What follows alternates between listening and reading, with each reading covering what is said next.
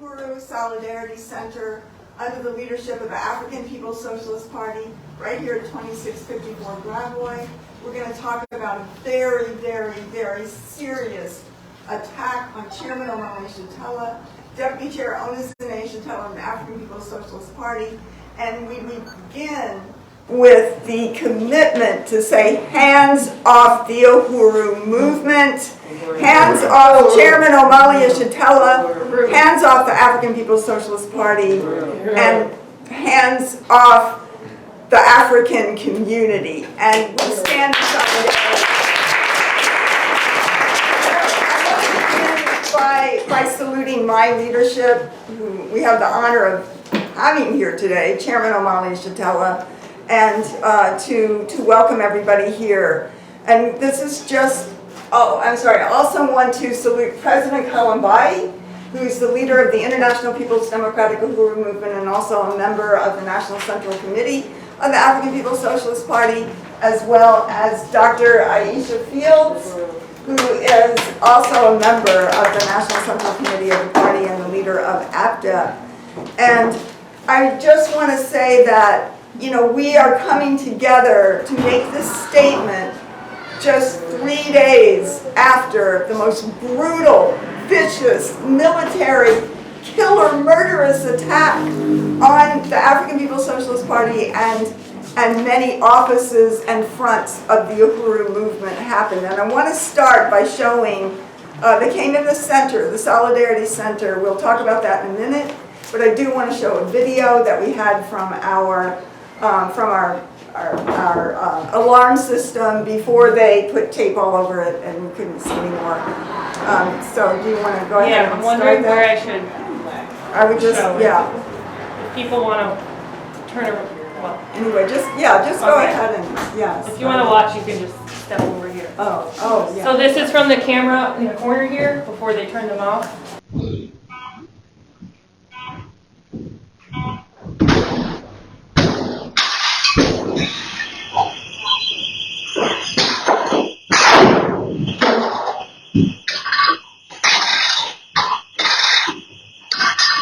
You need a breach? What do you need? They want, I don't know. Let's hold that with money. Hold Josh, on. thank you. Okay. Hold that with Josh. Where's the knowledge? What we got though? I'm with you. Uhuru. So that is just one thing that was captured here.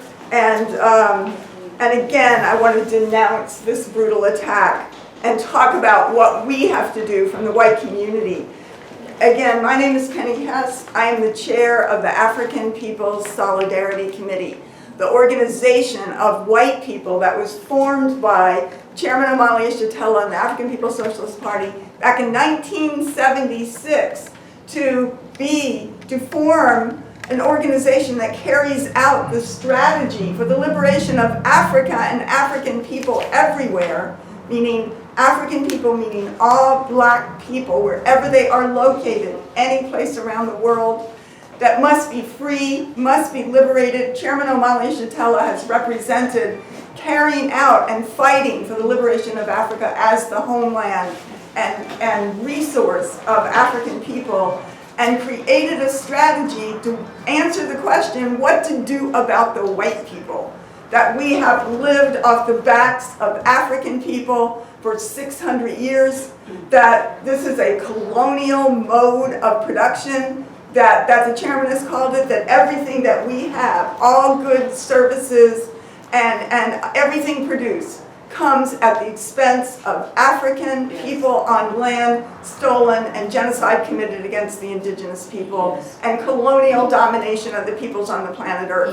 And that this is why white people have to be part of the strategy for the liberation of African people, that we have to be able to go behind enemy lines. This building is owned by the African People's Socialist Party. We are able to be here. This is a very central place for people in the white community to see, pass by here. We're in many neighborhoods and we're putting out flyers and talking to people all in this vicinity, doing drops and having and seeing a tremendous support from white people Yes. here in St. Louis for the demand and the stand of reparations to African people as the only way that this so-called Del Mar divide, which is really an analogy for colonialism inside the borders of the United States, is ever going to be overturned. African people need their resources back, and that's what the African People's Solidarity Committee and the Uhuru Solidarity Movement represent. The central question for white people, for all people in the world, is this assault on Africa, this colonial reality that exists, and we sit on the pedestal at their expense. So I want to say a little bit about what happened on Friday morning, 5 a.m. The FBI executed a full-on, coordinated, violent, military, two-state raid on at least 7 offices and homes of the African People's Socialist Party and their members here in St. Louis and also in St. Petersburg, Florida. And these raids involved scores and scores of military forces, armed FBI agents, and members of police forces from this area, from many other cities. The target was Chairman Omali Yeshitela. The target was the leadership of the African Revolution, and the chairman's home in North St. Louis was raided, and he, along with his wife, Yeshitela, who is a profound and brilliant leader in her own right of the Uhuru Movement and the coordinator of the Black Power Blueprint, which I'll talk about in a minute, they were raided. There were flashbang grenades going off all around, and they were over a loudspeaker announcing for the chairman to come down, or they would break down the door. And the chairman was forced out of his home at gunpoint by at least 20 or more assault rifle toting thugs who were pointing their red laser sights at his chest as he came down the stairs.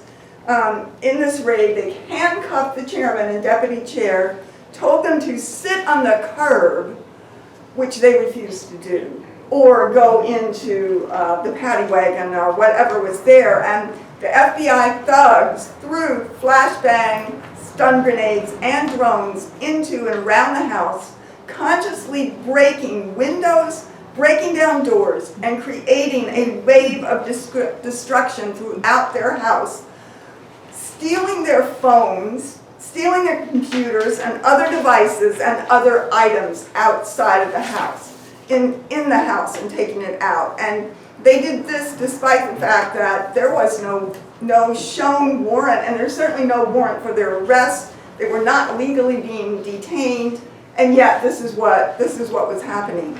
And there's so much more, and the chairman will talk about more that happened, but the Uhuru Solidarity Center at the same time here in St. Louis was also targeted, and their 2 comrades who live in the apartment upstairs, Jesse is going to talk about that in a minute, but they were also forced out of their house. Grenades were thrown on the floor upstairs with big burn marks there, and that they were told that they would be under arrest. They were handcuffed and put in the back of a paddy wagon. And then, after they went through their apartment, taking items, stealing items, they came into this center, again, a building owned by the African People's Socialist Party, armed with assault rifles, as we just saw, firing stun grenades or flashbang grenades, which we have the footage of. Again, stole computers, phones, broke into files, stole them, broke into locked file cabinets, and spent 6 hours going through this center, all with a public face of all their trucks and all their people out there as people go by this very well-traveled street in order to try to intimidate the stand of solidarity with solidarity with the African community and the right of African people to be free and liberated and to fight for reparations, and trying to destroy that, relationship in that front of the African Liberation Movement. And they also did this at my home. Kitty Riley lives there, myself. They did the same kind of thing. But I want to be clear that the main and they did this in St. Petersburg, Florida as well, on the Uhuru House there.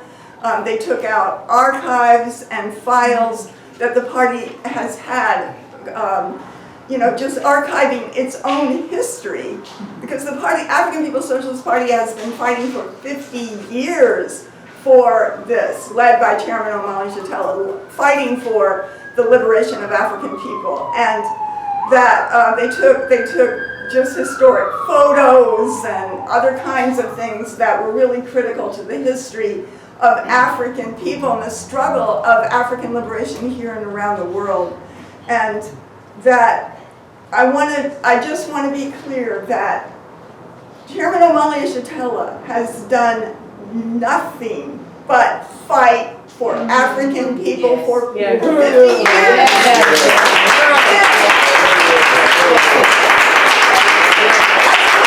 Of the African People's Socialist Party, but began as a member of the Student Nonviolent Coordinating Committee in St. Petersburg, Florida, and in the South, and then formed an organization called JOMO. He very courageously, in 1968, tore down a hideous colonialist mural depicting African people in the most degrading way that hung right in the hallway of City Hall in St. Petersburg, Florida. He tore it down. He was sentenced to 5 years and more in prison, but he was charged about 2 or 3 times on that and had to undergo trials for years and be in and out of prison for years for that. We see now, just in the last 2 years, how many statues of colonizers are being forced to be torn down.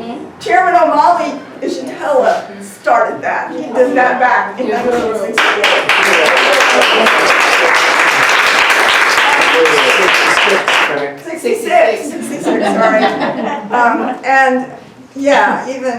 That's right. And so this is what Chairman Omali Yeshitela has done. Deputy Chair Onizine Yeshitela, what they're quote crying by the system is that they built the Black Power blueprint, which is about creating life and prosperity for the African working class, that this city over and over and over again has done everything it could physically to attack African people and to steal all the wealth that African people have created. Mill Creek Valley, you just say it over and over and over again.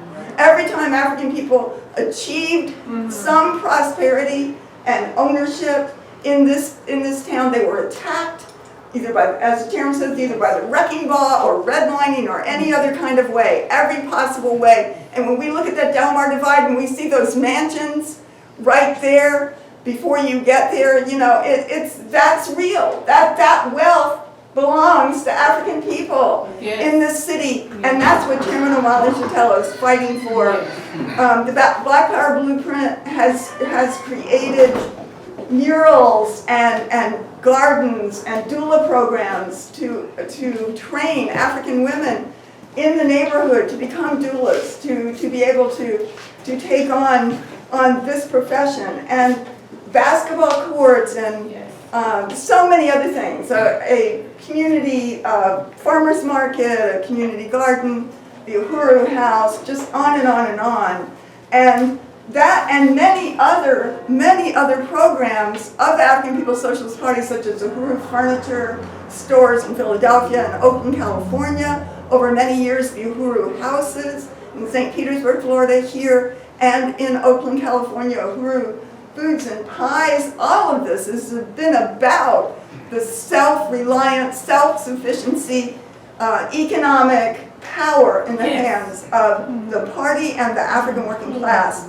And I just want to say that because everything that was built through the Black Power Blueprint and every other way has come through support from many thousands of individuals and different kinds of programs to support the building of the Black Power blueprint, of every single thing Yes. there was Yes. fought for, Yes. and it was given, Yes. and it was won, and it was a lot of white people, all kinds of people donated to it, and still do, but a lot of white people took a stand consciously as I'm going to pay my reparations, small and large, and they put that in, and that has created that, and that is documented, so you can see every step of the way of every project.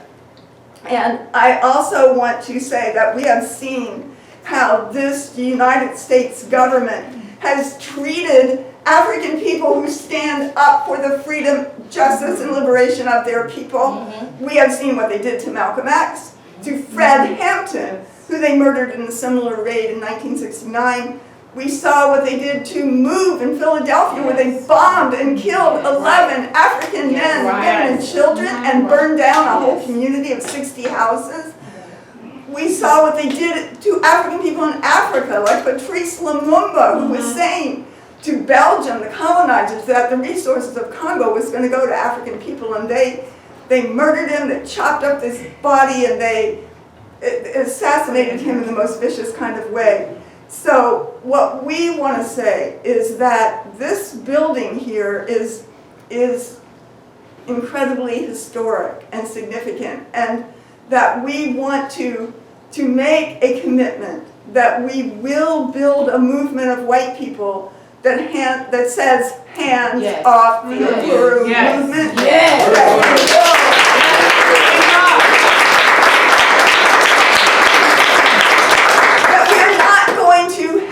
We will not allow this city to touch one thing, anything on Chairman Omali, Yeshitela, or any member of the Uhuru Movement, the African People's Socialist Party, or people that live in the community, the African people in the community anywhere, that we want to take that stand. We want this to be a real front that is out there, that is doing what it's supposed to be doing behind enemy lines, and winning all the other white people who can be part of this, who want to take a stand, who want to be on the forward side of history, who do not want to be the enemy of African people, do not want to be the pawns of the system that says that we are supposed to be complicit with the police and everything that they do, and the state and this government. So we're calling on white people, take a stand.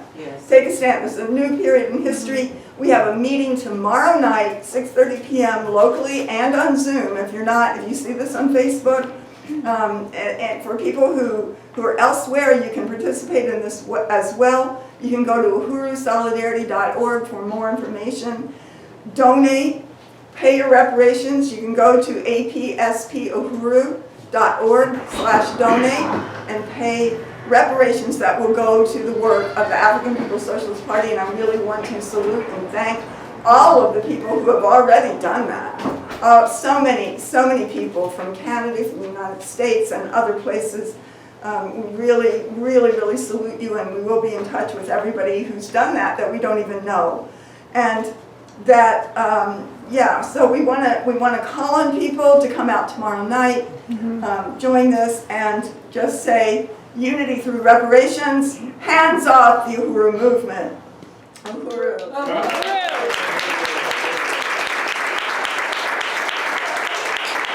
It is my honor to introduce Chairman Omali Yeshitela, the leader of the Uhuru movement, our leader, my leader, worked under the leadership of the chairman for more than 40 years, and just the chairman is the leader of the African nation and fighting every day of his life for the liberation of African people. Uhuru, Chairman.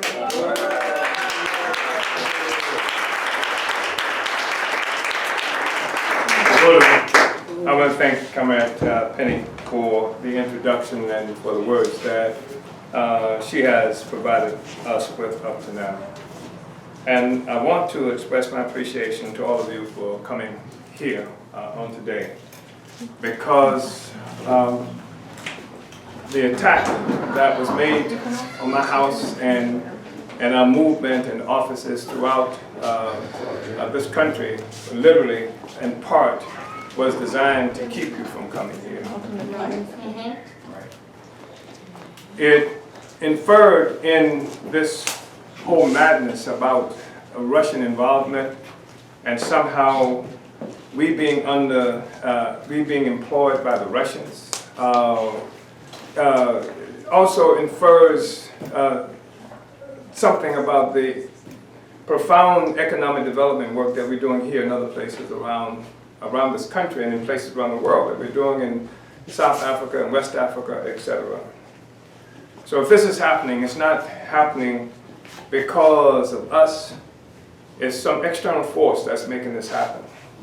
And the truth of the matter is that we're able, in part, to build a basketball court here in one of the most oppressed sectors of the city, to rehabilitate this building that had been abandoned with no walls, no floors and things like that, in a place that they said that they wanted to see rehabilitated. That's this theory, that's the political line that they put out there. To create a doula in a city where they've destroyed the black hospital, and where right now the data shows that there are enough African babies who die in the first year of life every year in St. Louis to fill 15 kindergarten classes. Every year that happens. And to take on these struggles, to rehabilitate this community, which means that there's something wrong with the government. To say that this is happening from some external force, it's extraordinarily disingenuous on the one hand, but it also is something that attacks your support, because much of what I'm talking about has been a consequence of the reparations that you have given to this movement to try and repair the damage that white power has done historically to black people in this country and around the world. And I think it's really important for us to grapple with that. In the 1960s, so many black people were killed, murdered by this government. Panthers. I used to go to jail so often, I would have to read the newspapers to find out where I was. I was in and out, jails, prisons, and stuff like that, just to try to organize our people. There's no record in the history, my history, of ever being engaged in robberies. I've never tried to bribe anybody like a black office holder did here in St. Louis, to say, if you pay us some money, a black office or older person, if you pay us some money, then I will help you do what needs to be done here. We didn't pay him money. We organized our community and we organized you. And then we didn't have to pay him, we got resources from you. You paid reparations, that's what they hate, that's what they don't want to see happen. They want us to have some obsolete narrative that suggests that the contradiction that we have is biological. That white people are this and black people are that, and there's some biological divide. There's no biological divide here. What we are engaged in is a contradiction that has its basis in political and politics and economy. And the politics are informed by the economic relationships that we have with you, that we have with white people, that we have with this country and the world. And so what we see is an economy of parasitism that sucks the life, sucks the blood from Africa, from the Americas, from black people here in this country. And then there's a politic, there's a philosophy that excuses that, that justifies that, and what have you. And then what we've done is we penetrated that. You penetrated that. You become a part of this response that says that we don't accept that. So that's what's so critically important. And they don't want that. They want to maintain this black-white divide. No matter what else they say, they want to maintain that.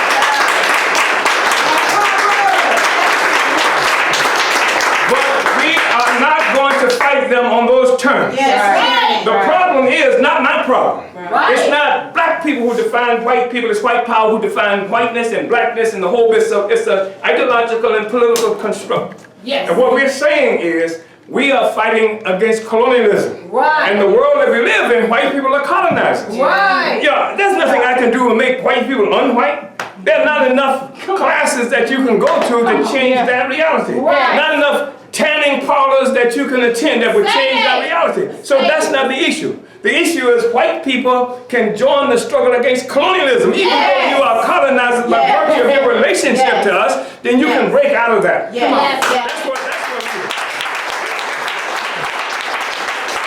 But they don't want that. Because once that happens, then they've got to fight all of us and not just black people that who are located in North St. Louis. They got to fight all of us. In the 1960s, they were able to isolate our movement. They could kill Fred Hampton and not get a single peep from white people. On the one hand. On the other hand, they could kill all those people in Kent State, and they thought there was going to be a white revolution because white people were able to respond to that. What we're saying is there's one struggle, and the whole struggle rests upon the foundation of a colonial domination of black people on stolen Indian land. And so that's what we penetrate, and that's the problem. I want to just say some things quickly if I can. I hope you'll keep me disciplined because I don't want to talk too long, but how I thought I'd talk about this has been changed because every day something is new, emerging, subsequent to this time. I just went to my house this morning. I went downstairs to go into the basement because I have to wash clothes. I haven't been able to get to the washing machines. And so just when I went downstairs, I found out I couldn't get out the door easily.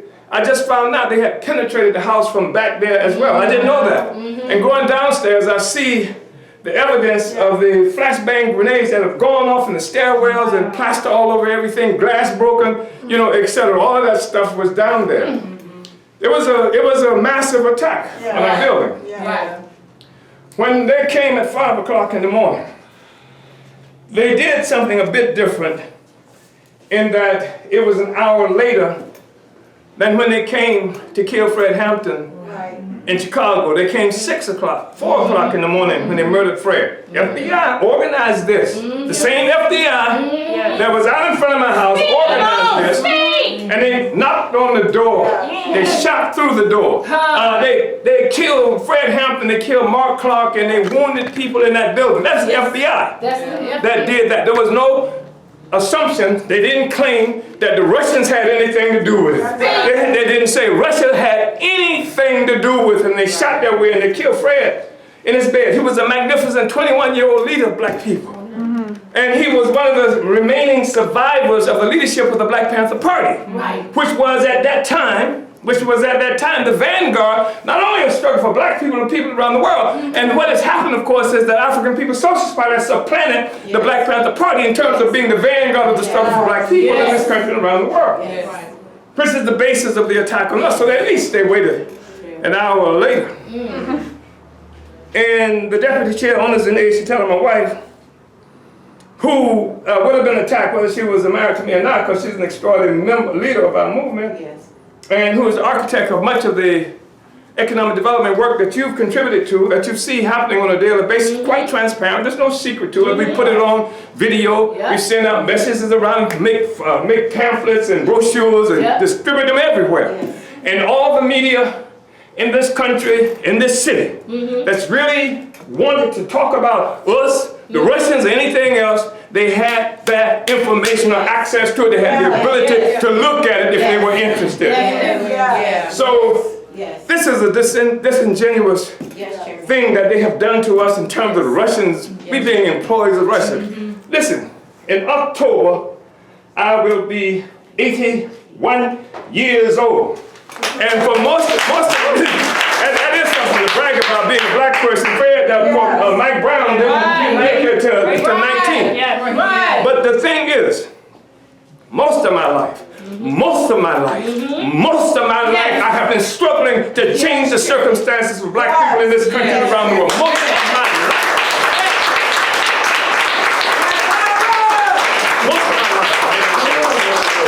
And so for them to concoct some notion that some Russian had to tell me that it was wrong to murder Mike Brown and leave him down in the streets for 4.5 hours on 100-degree plus asphalt, for them to say it. Russians had to tell me this? That this is how I understood this? This is why I'm complaining, because the Russians told me this is the most extraordinarily fabrication that you can have. but it won't work. Yeah. It's not working. And part of the evidence of that is your presence. That's right. And the attempt to frighten you and keep you from being able to support us won't work. And they were able to do that in the 1960s. But we've broken through that. That's the significance of having a solidarity movement. Yes. Yeah. With organizers in more than 130 cities in this country who are talking about reparations. White people to the position of reparations. Who are in more than 30 states in this country talking about reparations, and who are in this Solidarity Center here with you talking about reparations. They failed completely, miserably. They're fighting the last war of the 1960s. They missed the boat completely. We're in a new era, a new day, with a new force.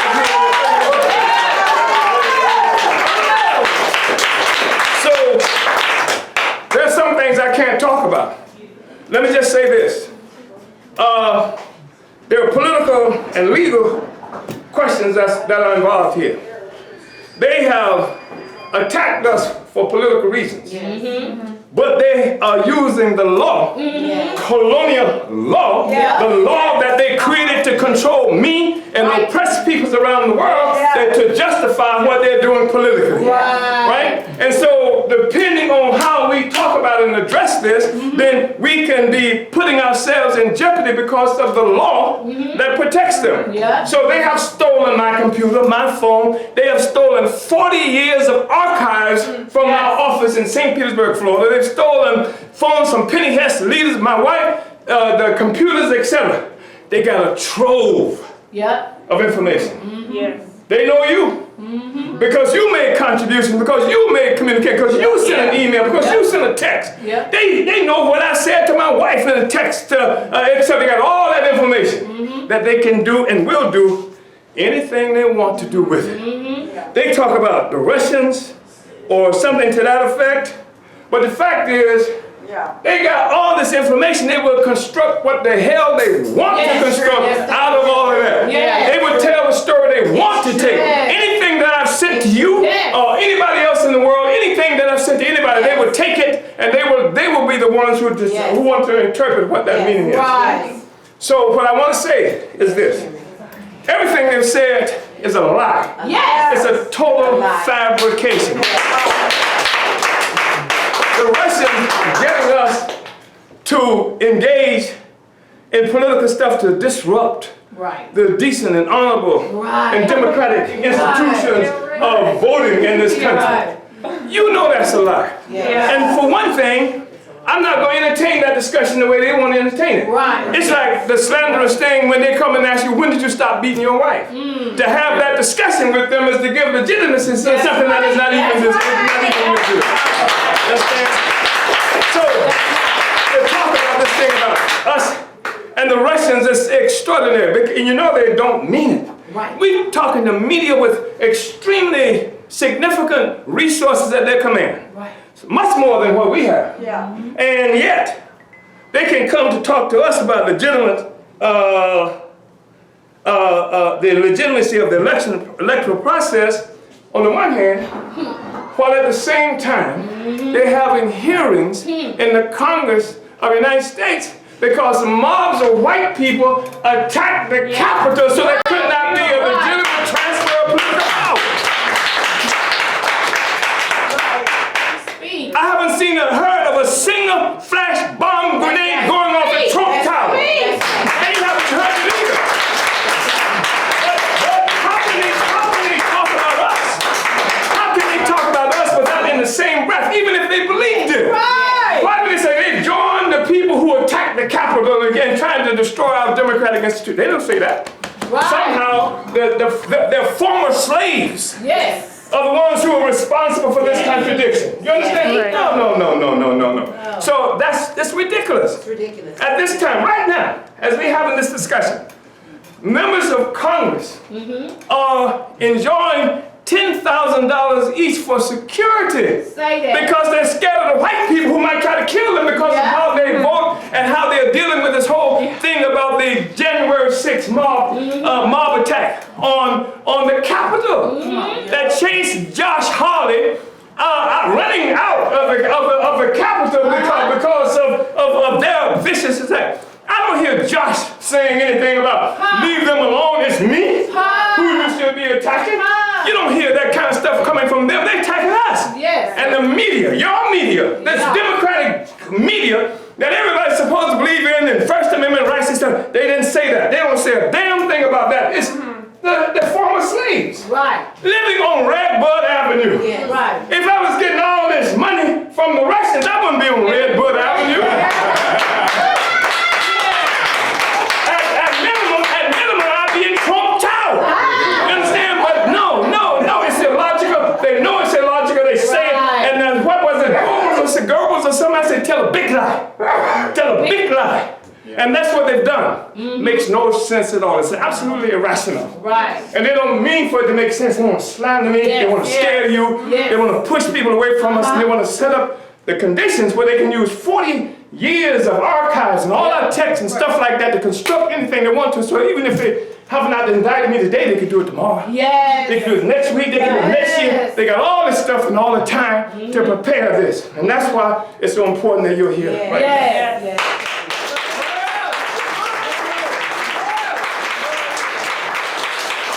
And speaking of elections, that's happening right now. One of the candidates is from the Veiled Prophets, which is an organization that's to the right wing of the Ku Klux Klan. Right. Right. I am the slave, the former slave is the problem here. No. They can't attack the slave now, so they attack the former slave. And I got to be a slave because of the attack that was made on us, and that's what we've been struggling against for 600 years.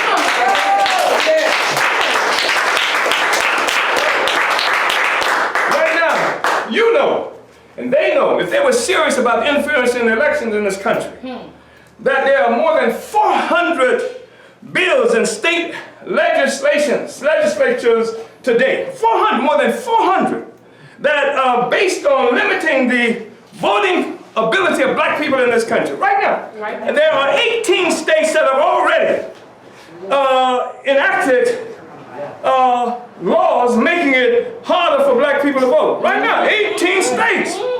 They're not saying anything about that. They're not saying that the African People's Socialist Party is acting like all those state legislatures are that's limiting people's right to vote, affecting the so-called democratic election process. They're not saying that. They're saying somehow we, on Redbud, or on Southside St. Petersburg, are responsible because we ran an election in 1917. Jesse Nevel was one of the 2017. 1917 is important too. Because that followed what? The Russian Revolution. And that was 1918 was the year that all the colonial powers in the world, including the United States and Japan, first started the war with Russia that we see happening today and that they don't want me to talk about. Right. Because if I talk about it, somehow I'm in their employ. I can't even study history no more. I can't even talk about history because that makes me an employee of the Russians. Well, I must be an employee of the Iranians because I support the Iranians. And I understand that the United States government overthrew the elected, not just the elected government of Iran in 1953-54. Mossadegh, the United States government overthrew that government. The United States government overthrew the elected government of Guatemala, in 1960s. The United States government did. The United States government facilitated the murder of Patrice Lumumba in 1960. Along with France, another colonial power, along with Belgium, another colonial power. They participated in overturning that election and putting a tyrant in power that's been responsible for murdering I don't know how many black people. In 1915, the United States government went into Haiti. Stole all the money from Haiti, all the gold from their reserves. And that was even before the success of the Russian Revolution. Right. So this is the history that we're dealing with, but I can't say anything about that because if I do, the Russians told me to do it and I'm employed by Russia. It's the most ridiculous, asinine garbage, and I won't entertain the details of that, and you won't either. And that you're going to help to expose just how stupid this stuff is. Right. So I just wanted to say that it's really important for you to be here. and that we have to fight back. Yes. And that you have to be a part Yes. Yes. of this fight back. Yes. When they woke me, and at 5 o'clock in the morning, my wife and I, as I mentioned, we went downstairs and come out, your hands up, nothing in your hands. And these laser targeting dots bouncing off my chest. So I knew they were gonna kill me. I mean, that was clear, they were gonna kill me. Armored vehicle in front of my house. Flashbang grenades going off, boom, boom, boom, boom, all around the place. 5 o'clock in the morning, this is happening. And then I'm concerned because my wife, she's coming downstairs. I've asked her, call people, let them know what's going on. But that's ineffective because they jammed our phones. Yeah. They've jammed our phones. And so when we get downstairs, they put zip tie on me. They handcuff my wife. And we say, what in the hell is going on? They say, we've got a search warrant. And that they won't show us. And because some Russian is being indicted sometime later today. And we saw your name associated with that. So I'm thinking, I hope they don't indict anybody else who I might have ever been in touch with. Because I'm facing a lot of charges. Because they're going to come up with my communications. I've been in touch with people in Palestine. I've been in touch with people in Nicaragua. I've been in touch with people in Venezuela. I've been in touch with people in South Africa, West Africa, the whole bit. So if they're going to use that communication and stuff like that as a basis of indicting me, I'm going to be in trouble. I'm already indicted, even though they characterize me as a non-indicted co-conspirator at this point. All of us are. And what, they don't have to indict. Their objective is to put me in prison without putting me in prison, if possible. Yes. If possible, Yes. put me in prison, Yes. shut me up. Keep us from building in these communities. Keep us from embarrassing the American government with all of this wealth and resources that's starving black people to death here and around the world. Keep us from embarrassing them. So shut us up, and we don't really have a problem. We just work for the Russians. And my ground might not be dead. And George Floyd is something that really didn't happen. Or if it did happen, the Russians contrived it or something to that effect. So we're not going to play that game with them. I don't want you to do it either. That's right. We're going to need real defense resources coming up here. We got to have a massive defense committee. Resources have to come because we have to initiate this fight back, and we can't stop talking, and we can't stop organizing because that's their objective. I'm supposed to be slinking now, hiding somewhere in some damn basement instead of being able to fight back, but you won't let me hide, and you won't let me slink in some basement because you will remain for the struggle of fighting back.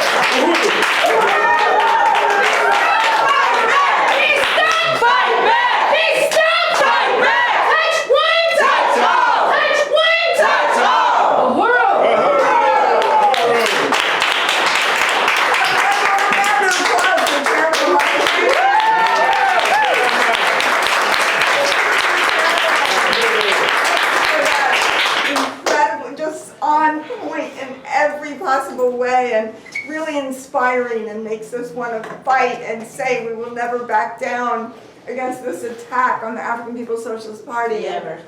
We're going to have Q&A in a little bit. I want to thank Green Party members for coming, Angelica and Jerome. Thank you for coming today and for the solidarity, and Diana and Jim, longtime supporters of Yes. Black Power Blueprint. Really want to salute you for being here as well, and other people who are watching and are here in the room with us. I'd like to ask our alderman, not our real alderman, the people's alderman of Ward 18, Jesse Todd, to say a few words to us, and then we're going to hear from Comrade Jesse and Amanda as well. Let me say, let me first of all recognize my leadership, uncompromising leadership. Yes. Comrade Omali, Yeshitela. Yes. Let me recognize Dr. on the Central Committee, our uncompromising leader, Carlozzi, my leader, the Democrat MP. And again, my name is Jesse Todd. I'm not just a member of MP. I'm a lifetime member. Let me say this. I would be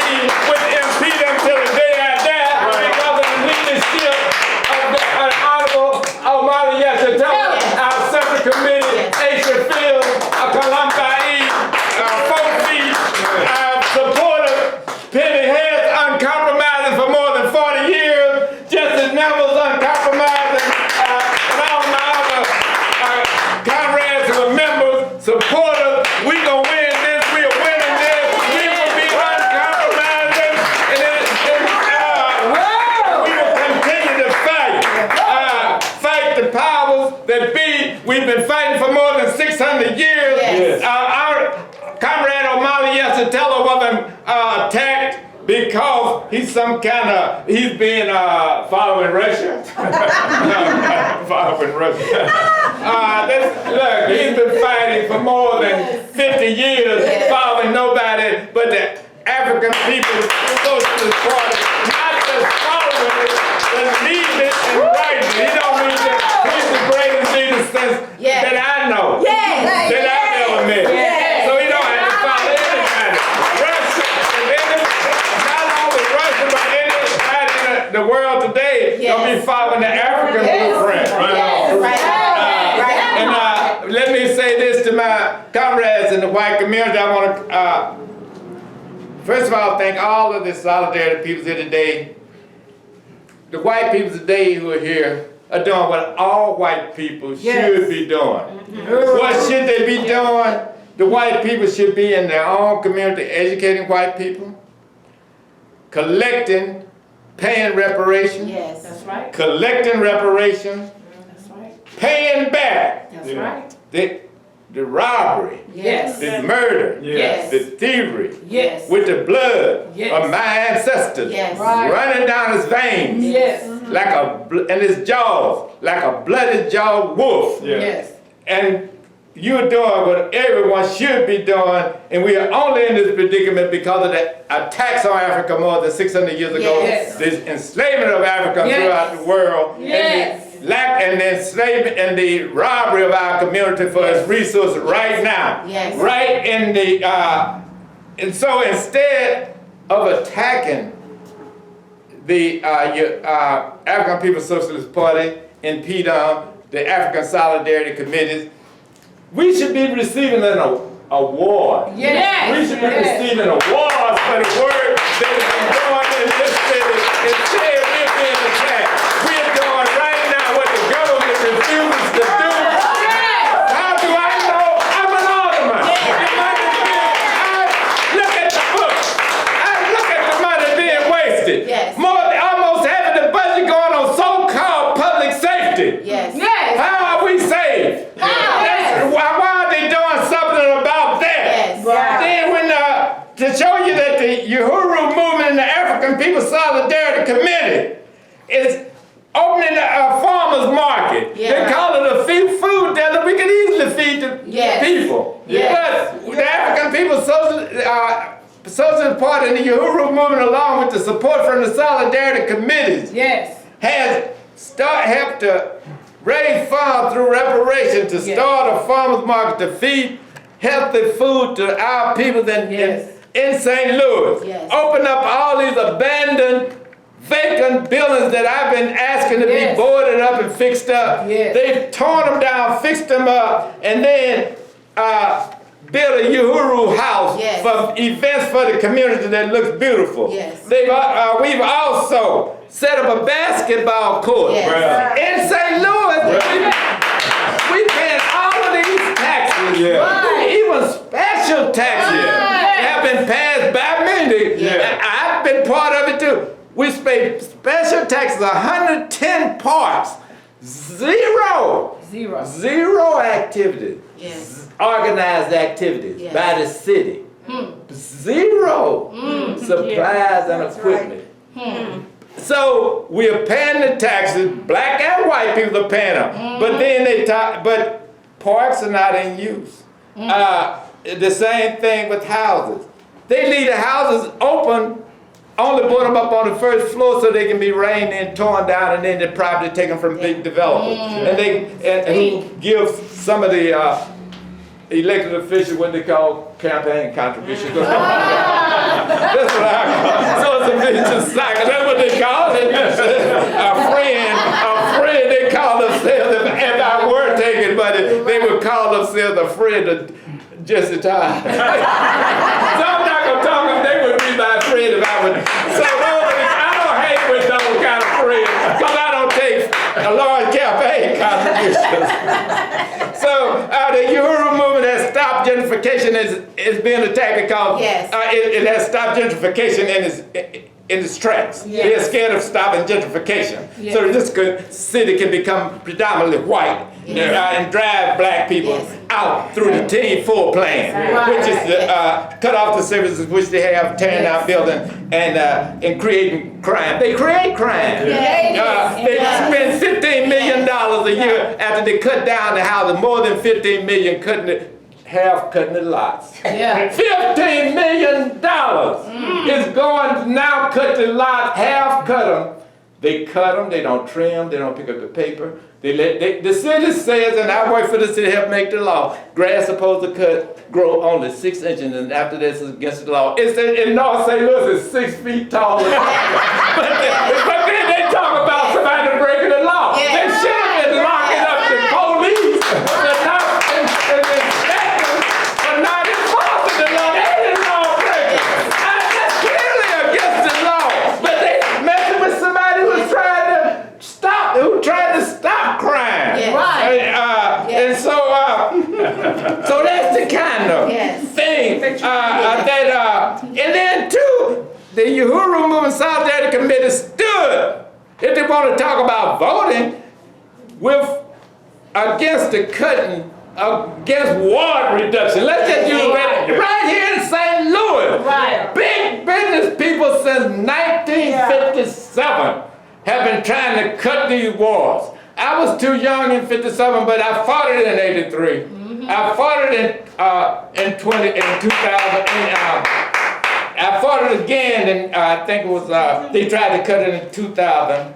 Then finally they cut it in 2012. After a lot of older people sat there and didn't do anything and didn't say anything. So I believe, and I can't say for sure because I don't want anybody to say I slandered them. But they certainly supposed to be leading, but they said they didn't say, if they were very quiet, that's all I can say. They were quiet. Now here's a leader gonna be quiet. You gonna lead from behind when you're home. But cutting the walls gonna mean you got to pay twice as much. They doubling the wards from 10,000 to 20,000. Wow. In St. Louis County, for those who don't know, we have in St. Louis a city and a county. But in St. Louis County, the highest number of voter per alderperson is 7,000. Wow. And we have some wards with 200. Oh, but in St. Louis, it will go from 10,000 people to more than 20,000. Wow. And so that will cost twice as much to run for an office. Guess what? The people with the money gonna be friendly. And when your friend come up there and give you some money, what are you gonna do for your friend? They said their friend is Yeshitela. Now they're my friend. What about how do friends treat each other? You look out for your friend if you're real friends. But anyway, they're gonna double the wall. That'll mean twice as much money twice as much. It'll take twice as much time. So that means that all the people can no longer give their citizens their attention. It means you're gonna be out there raising money, and so it means that. What this is going to turn into is we've already had, I don't know if they did it or not, but we've had 3 people indicted.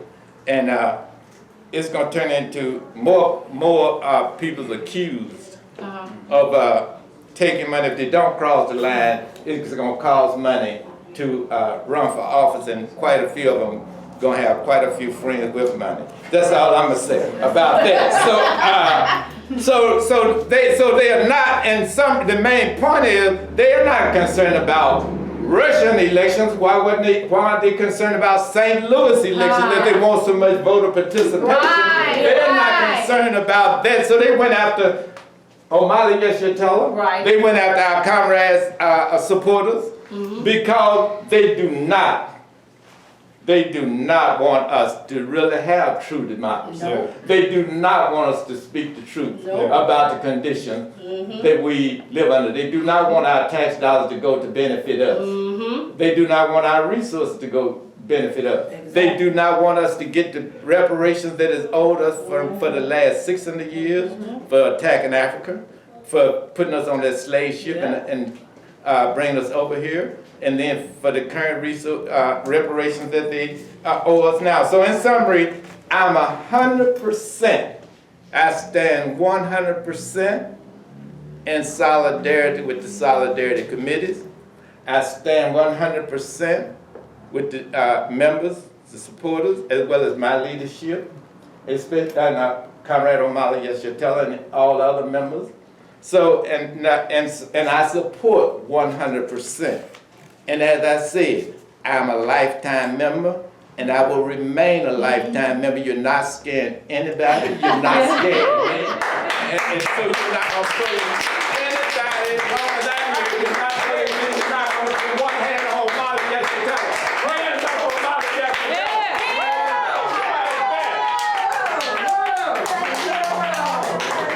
Todd, very powerful. Yes. And I'm going to bring up our comrades Jesse and Amanda. And I just want to remind everyone that what the chairman has talked about and what is being talked about today is that this attack is going to force the African People's Socialist Party to spend resources on a legal defense, resources that should go to the Black Power Blueprint, that should go, not that it are resources that are designated for that, but I'm just saying, it has many other things and programs that it needs to go to. They don't need to add this to everything. So I want to, just remind people that you can go to apspuhuru.org/donate, and if there's a little message place, you can put in, what it goes to, and contribute to this legal defense fund that we're going to have to keep building because these attacks we don't know what's going to happen. Right. We know it's not going to be good. Right. And so I want to bring up Comrade Chair Jesse, who's the chair of the Uhuru Solidarity Movement, and Amanda Carlozzi, the vice chair of USM, and just really incredible comrades. Salute you. Thank you, Chairwoman Penny Hess. And I just want to start by applauding and saluting this incredible press conference and Chairman Omali Yeshitela, Alderman Jesse Todd, Chairwoman Penny, and everybody who is here from the leadership of the African People's Socialist Party, and unite with what the chairman said in saluting all of you who came here, who joined us here today, because as the chairman said, one of the goals of what the US government and the FBI did on Friday morning by publicly and violently attacking the African People's Socialist Party and this building was to try to prevent you from being here. Yes. But when you are, like me, under the leadership of the most fearless, strongest, most courageous revolutionary leader in the world, Chairman Omali Yeshitela, it is impossible to allow something like what happened on Friday morning to cause you to back down. Right. So I salute all of you for being here. And also, when that leader, Chairman Omali Yeshitela, and what the African People's Socialist Party stands for and fights for, the cause, the mission of reparations to African people, of ending a system where the world is divided between colonizer and colonized, that it is just and it is righteous. And when something is just and righteous, you allow nothing to stop you from standing for that. So I salute all of you for taking that stand today. So as Chairwoman Penny has mentioned, my name is Jesse Nevel. I'm a member of the African People's Solidarity Committee and the chair of our mass organization, the Uhuru Solidarity Movement, which works out of this office, which was attacked on Friday morning, July 29th, 2022. And next to me is Amanda Carlozzi, who will be speaking as well, who is a member of APSC and the vice chair of USM. We are also the residents in the apartment on the second floor of this building. First of all, the Uhuru Solidarity Movement condemns the violent, coordinated military assault on Chairman Omali Yeshitela, Deputy Chair Onizane Yeshitela, and the African People's Socialist Party by the FBI and the US government. The FBI's attack on this building and on the Uhuru Solidarity Movement was an extension of their attack on the leadership of the party, on Chairman Omali Yeshitela and Deputy Chair Onizane Yeshitela, our leadership, who built this organization to win white people to unite with the African community's demand for reparations. Because of the leadership of the chairman, thousands of white people, including in this city, have joined this movement, have come to this space, have donated to the programs of the Black Power Blueprint, have signed up and volunteered your time and your passion to the Uhuru Movement's righteous mission to end the Del Mar divide and build genuine peace and unity through reparations and justice. So we want to tell you a little bit, Amanda and I, as witnesses to what happened here, of the full extent of the attack on the party that took place in this particular building, which, as was mentioned, is owned by the African People's Socialist Party. On Friday morning, July 29th, 2022, at 5 a.m., Amanda and I were asleep in the apartment upstairs above this center when we were awakened by a loud banging noise on the door and the explosive sounds of flashbang grenades and a blaring voice from a loudspeaker saying, "This is the FBI, come out with your hands up." As we came down the stairs, federal agents busted down the door with a long battering ram. We were forced at gunpoint to walk outside with our hands up. At least 7 federal agents wearing tactical gear aimed their assault rifles at us, screamed to turn around and put our hands behind our back, and then handcuffed us. They forced us at gunpoint to sit in the back of one of their vehicles. An armed agent stood in front of us as we sat in the back of the vehicle, handcuffed for at least 30 minutes. They broke down the door to the Uhuru Solidarity Center offices and meeting spaces, and we later saw that they also shattered a pane of glass in the center in front of the window. They walked us at gunpoint out of the vehicle and over to the side of the building. We saw drones flying around the building at this point, and 15 minutes or so later, they took the handcuffs off, walked us into the building where they set up a table with chairs. They had a federal armed agent stand watching us as they continued ransacking the building upstairs and downstairs for several hours. They set off flashbang grenades upstairs in the apartment and downstairs in the Solidarity Center. We could not leave because the doors were broken and could not be locked. We were also told by the case agent that they would not give us the receipt of the property taken nor the search warrant until the search was completed. The search began at 5 a.m., the raid, the attack, at 5 a.m. and ended approximately at 11:30 a.m. It involved at least 25 agents, federal, city, and county, and at least 2 armored vehicles. We later learned at the same time of the attacks being conducted against the party leadership and Uhuru Movement headquarters, buildings, homes, and those of our comrades and leadership, Penny Hess, the chair of the African People's Solidarity Committee, and a leading member of APSC, Kitty Riley. We are clear that the main target of this attack was Chairman Omali Yeshitela, the leader of the most powerful and influential African liberation organization in the world. We say, hands off Chairman Omali Yeshitela. Hands off! Hands off. We condemn the FBI, US government, and the colonial system for the brutal, raw terror of the colonial state violence under which African, indigenous, and colonized peoples are forced to live every single day of their lives.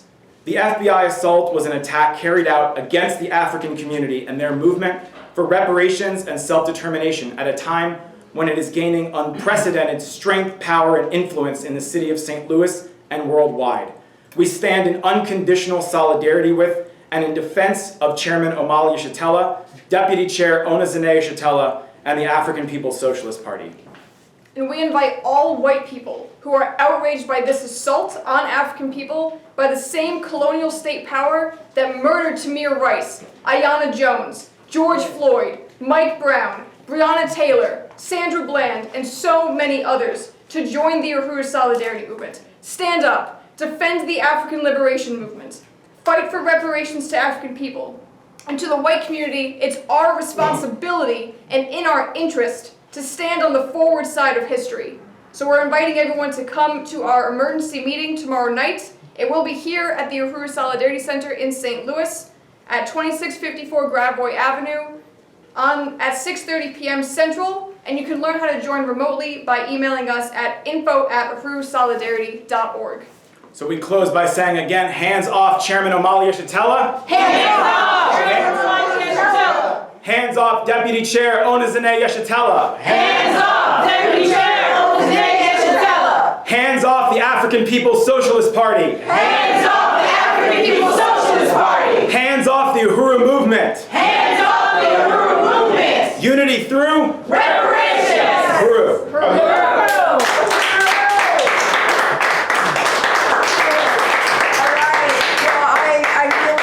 To thank everybody for coming out. I would like to take people through a little bit of a tour to show a little bit of what has been done. If you want to stay and see that, I'm just going to say that the door the front door that was to their apartment upstairs, this is the door completely destroyed with a battering ram that went through that. The actual battering ram was connected to a vehicle.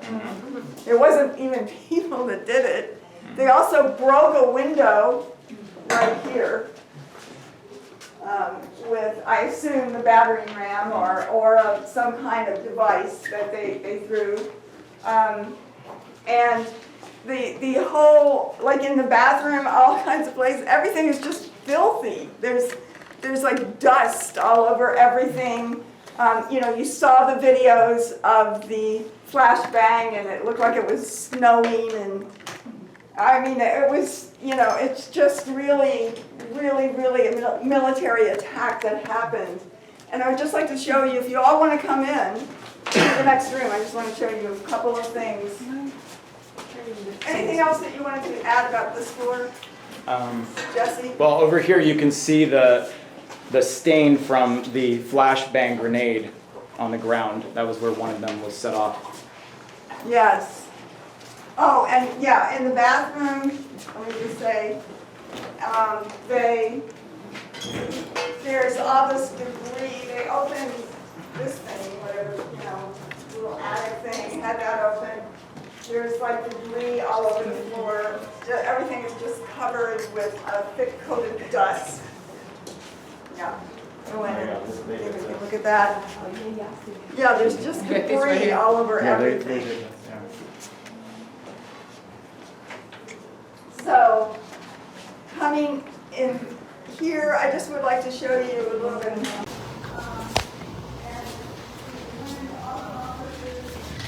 You know, just went through everything that we have, and then downstairs, I'm not going to go downstairs, but they also, it's just covered with dust, like an inch thick of dust all over all of the eating material, the refrigerator, the microwave, and all those kind of things.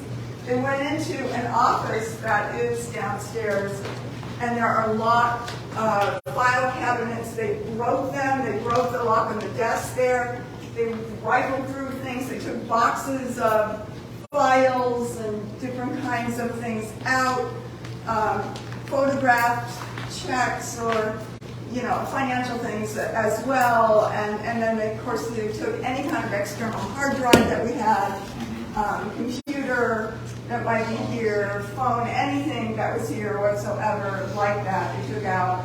And as Jesse said, they were here for 6.5 hours. So, yeah, so, you know, that's just a little bit of the attack that went on in this center right here, as an attack on the movement. And I just wanted to, Chairman, did you want to come in? If anybody has, we can have briefly a few questions. If anybody has questions or any comments very briefly before we close out. Well, the only thing I wanted to mention is, as I was standing there at the podium, I was looking across the room, and there was a picture of me seated with some sort of seal-clad men, and that was at Oxford University. Right. It's not there. It's in the, in the other room, yeah.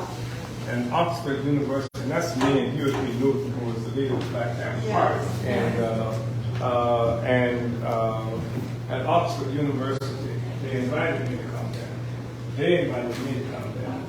They wanted me to participate in a debate around the question of closer union with Africa, in Africa. They invited me to do this. And seated next to me on the right-hand side is an African man who was the former ambassador, U.S. ambassador to the Organization of African Unity. And across from me, somebody else who participated in this debate was the former deputy prime minister of Zimbabwe. And there were other influential forces like that. I'm mentioning this. It's Oxford, that's reputed to be the most prestigious university among the Western colonial powers. They invited me, and they wanted me, and I started off my presentation around this debate, around this question of a closer union of Africa, having to say that I couldn't be there without first mentioning what the United States was doing to the people in Venezuela. That at the time where they were starving the people, trying to force them to overthrow their government and things like that. And I'm mentioning this because, you know, at that time they didn't say it was the Russians or anything like that. I was invited by Oxford because they respected my opinion, what I had to say about the world. They didn't assume that I was on a mission from Russia. They recognized in the letter that they sent to me the contribution I made to the development of theory, of socialist theory, et cetera, et cetera, et cetera. And I told you some of the other forces who were there. And by the way, there were 6 of us in this debate, 3 on each side, and we overwhelmingly won that debate and standing ovation after I made a presentation at Oxford. And so it's just what I wanted to just say to add to an understanding of how ridiculous this claim is that they're making against me, and how forces around the world recognize the role that I play, and the United States government recognizes the role that I play too, and that's what they're fighting against. And so one thing in leaving, that we've solved a fundamental problem of uniting the struggle for socialism in the world by liquidating the colonial divide, or certainly attacking the colonial divide, and allowing white people to engage in the struggle legitimately, because the fundamental contradiction we're facing in the world is not the struggle that happens on top of this platform of colonial oppression, but the relationship between oppressed and oppressor nations. And the leader, if we can get a grip on that, when we get a grip on that, as we have in the African People's Socialist Party, then a real future for humanity is something that we can guarantee. It takes leadership, it takes organization, and it's assault on this leadership and this organization that just occurred last Friday morning. So I want to thank you, comrades, for being here.